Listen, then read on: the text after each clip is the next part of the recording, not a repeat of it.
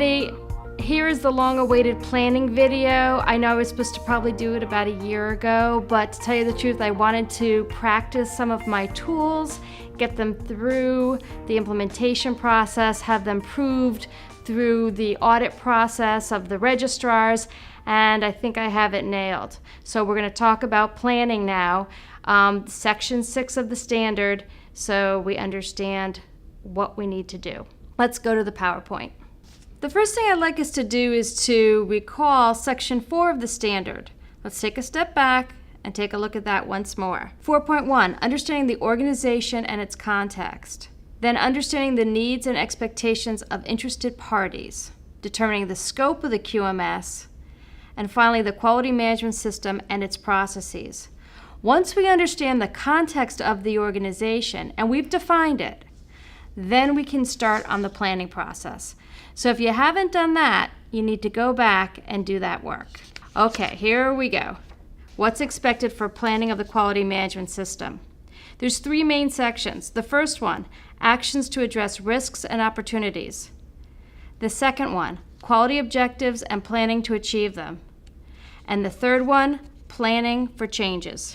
Next slide. Actions to address risk and opportunities.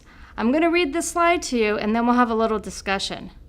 We need to consider the issues and determine the risks and opportunities that need to be addressed to A, give assurance that the QMS can achieve intended results, B, prevent or reduce undesired effects, C, achieve continual improvement. We need to create a plan. The plan needs to include actions to address these risks and opportunities, how to integrate, implement actions into the QMS, and evaluate effectiveness of these actions. So by now you guys kind of know me. I like to take an academic approach. I would suggest you create a risk register based on the FMEA model.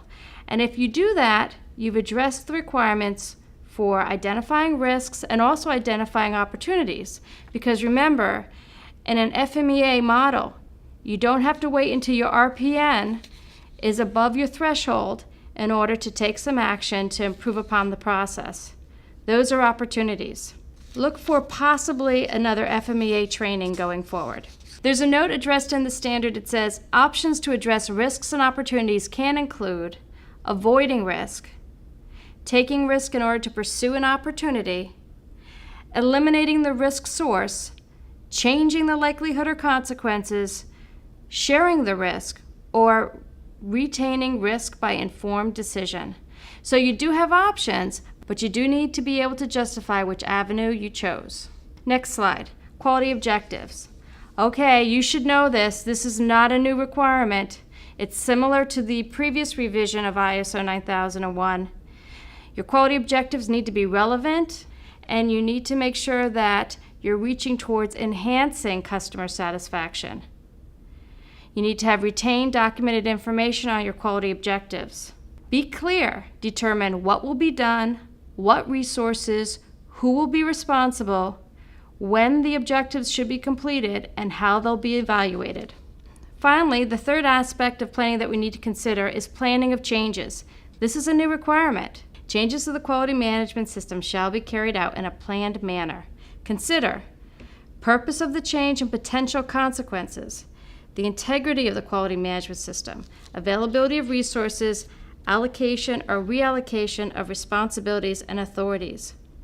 There should be some sort of feedback loop to the management review process. How you do this and what methods you use are going to be largely dependent on your organization, the scope of your organization, and what you do. So finally, the 3 sections, let's just talk about a little bit one more time.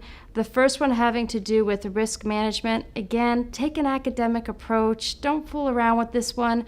Make sure you cover all the aspects and you're truly identifying your risks and your opportunities. The second one, objectives. They're just asking for more detail around the objectives and a second look on the clarity of your objectives. Finally, changes to the quality management system. Consider that you already have some of this already in place. You're already considering some of the consequences associated with your changes. Just make sure you can justify what these are and that it's really clear. So when you go through the audit process, everyone's an understanding of how you manage change. That's all for now. I'll talk to you soon.